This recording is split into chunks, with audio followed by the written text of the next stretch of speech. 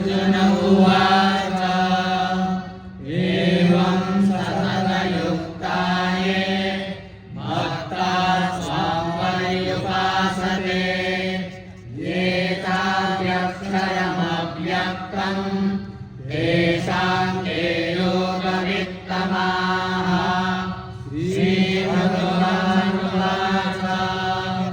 मय्यावेश्य मनो ये मां नित्ययुक्त उपासते श्रद्धया परयोपेतास्ते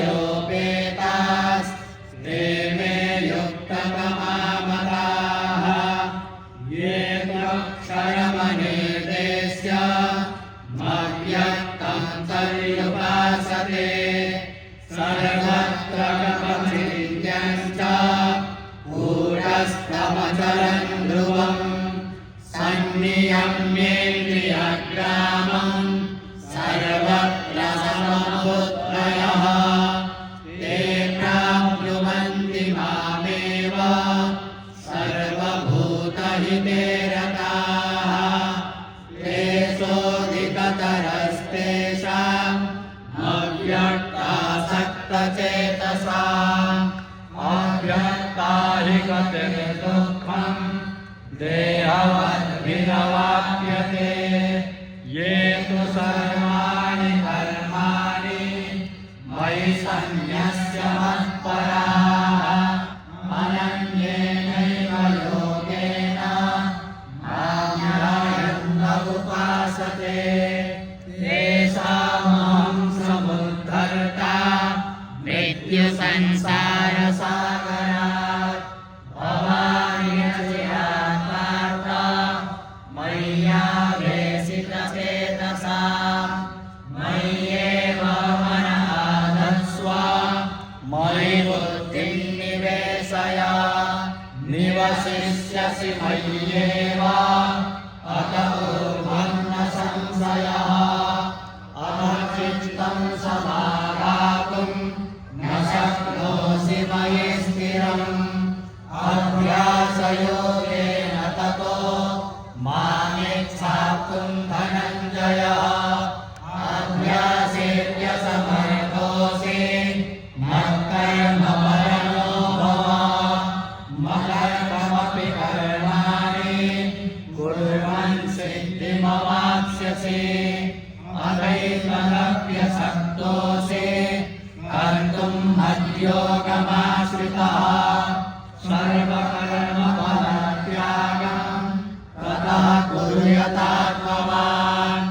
श्रेयो हि ज्ञानमभ्यासात् ज्ञानात् ज्ञानं विशिष्यते ध्यानात् कर्मफलत्यागः त्यागात् शान्तिरनन्तरम्। अद्वेष्टा सर्वभूतानां मैत्रः करुण एव च निर्ममो निरहङ्कारः समदुःखसुखक्षमी सन्तुष्टः सततं योगी यतात्मा दृढनिश्चयः। मय्यर्पितमनो बुद्धिः यो मद्भक्तः स मे प्रियः। यस्मान्नो द्विजते लोको लोकान्नो द्विजते च यः। हर्षामर्षभयोद्वेगैर्मुक्तो यः स च मे प्रियः। अनपेक्षः शुचिर्दक्षः उदासीनो गतव्यतः सर्वारम्भपरित्यागी यो मद्भक्तः स मे प्रियः। यो न हृष्यति न द्वेष्टि न शोचति न काङ्क्षति शुभाशुभपरित्यागी भक्तिमान्यः स मे प्रियः। समशत्रौ च मित्रे च तथा मानापमानयोः शीतोष्णसुखदुःखेषु समः सर्वविवर्जितः तुल्यनिन्दास्तु निर्मौनी सन्तुष्टो येन केनचित् अनिकेत